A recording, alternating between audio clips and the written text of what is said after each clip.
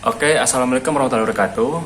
Saya dengan Elvan Andrianto dengan NIM 10 31 12 430040 kelas IF06. Oke, kita memiliki sebuah soal yaitu sebuah partikel bergerak di sepanjang lintasan berupa heliks yang diberikan oleh nilai RT sama dengan sin TI tambah cos TJ tambah T kuadrat negatif 3T tambah 2K, di mana komponen K menyatakan ketinggian dalam meter dari permukaan tanah dan T lebih besar sama dengan 0. Lalu untuk A, apakah partikel tersebut pernah bergerak ke bawah? Untuk jawabannya itu karena K itu adalah menyatakan ketinggiannya, lalu kita substitusikan T kuadrat negatif 3T tambah 2, kita anggap nilainya itu ZT karena yang kita ketahui itu di X, J itu di Y, dan K itu di Z. Untuk turunan pertamanya yaitu ZT sama dengan T kuadrat negatif 3T tambah 2 Z aksen T sama dengan ZT negatif 3. Kita melakukan perbandingan apakah nilai itu turun atau tidak. Dia akan turun kalau misalnya ZT kurang dari 0. Untuk Z kita tulis menjadi ZT negatif 3 kurang dari 0. Kita pindah ruas menjadi T kurang dari 3/2. Lalu kita mendapatkan jawabannya.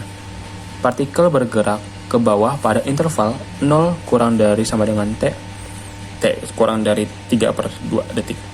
Lalu untuk B, kita memiliki soal yaitu apakah partikel tersebut pernah bergerak ke bawah?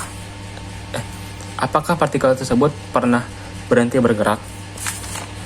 Lalu untuk jawabannya kita turunkan nilai RT menjadi untuk sin TI menjadi cos TI, untuk cos TJ menjadi negatif sin TJ, untuk T kuadrat negatif 3T tambah 2K menjadi 2T negatif 3K.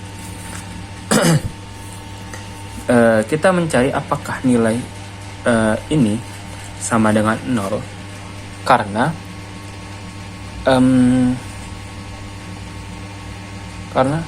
partikel berhenti jika kecepatan totalnya adalah 0.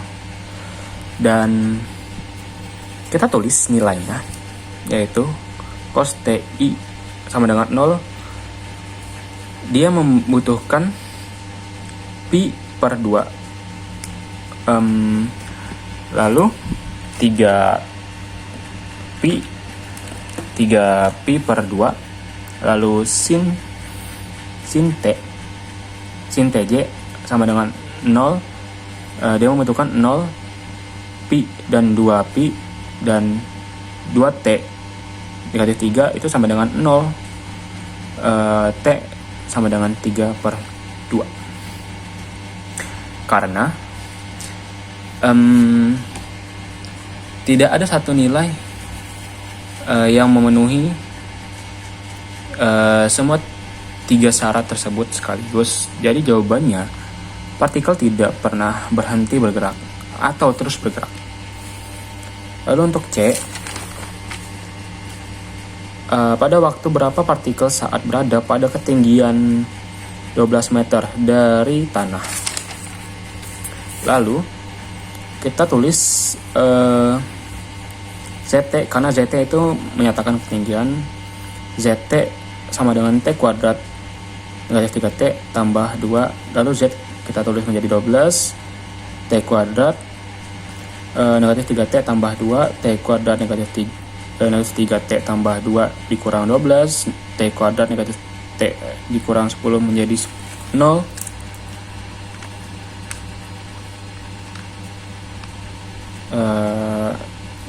Lalu kita substitusikan, kita menggunakan rumus faktorisasi. Lalu kita mendapatkan T negatif 5 menjadi T sama dengan 0, T tambah 2 menjadi T sama dengan 0. Lalu kita mendapatkan jawabannya itu T sama dengan 5 detik karena T lebih besar sama dengan 0. Lalu jawabannya, partikel mencapai ketinggian 12 meter pada T sama dengan 5 detik. Lalu untuk yang D, kita memiliki soal, berapakah kecepatan partikel saat berada pada ketinggian 12 meter dari tanah? Lalu kita sudah mendapatkan T-nya itu menjadi 5 detik. Lalu kita tulis RT sama dengan cos TI di negatif sin TJ tambah 2T negatif 3K. Lalu kita substitusikan R menjadi R5 sama dengan cos 5I negatif sin 5J dan 2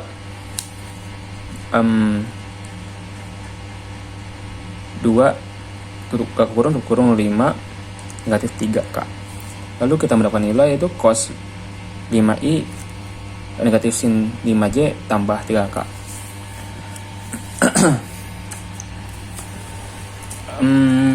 Untuk kecepatannya kita menggunakan rumus yaitu R5 akar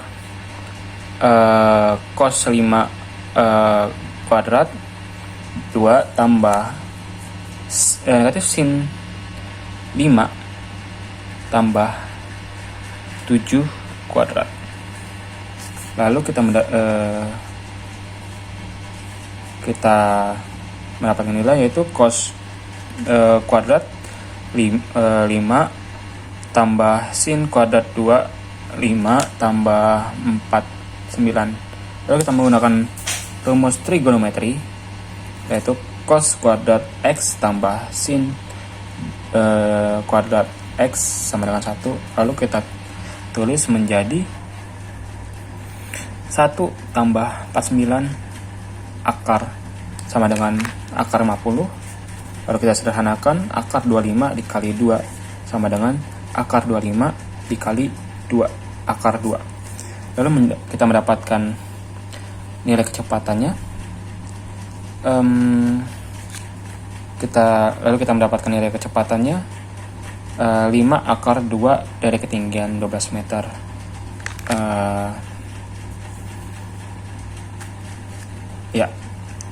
Dari 12 meter kita mendapatkan 5 akar 2 meter per detik.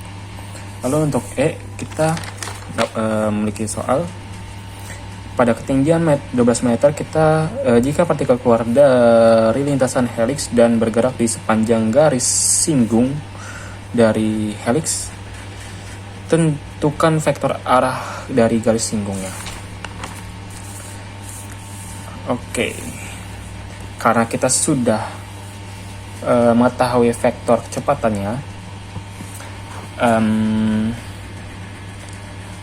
karena garis singgung ke lintas adalah arah vektor kecepatan pada saat itu, lalu kita sudah mendapatkan nilainya yaitu cos 5I negatif sin 5J tambah 2K.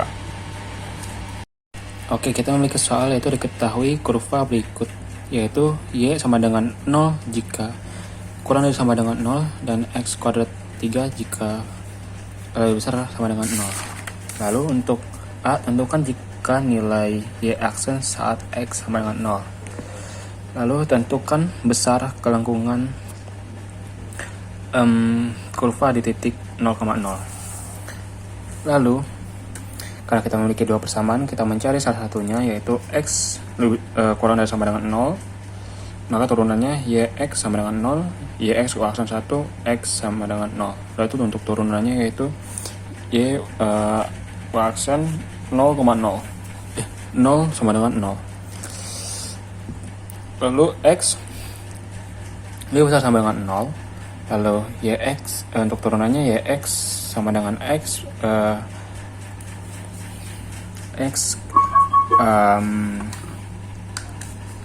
kuadrat 3 pangkat 3 yaitu X aksen 1, X sama dengan 3X kuadrat 2. Lalu untuk turunannya yaitu Y aksen 0 sama dengan 3, 0 pangkat 2, lalu Y Y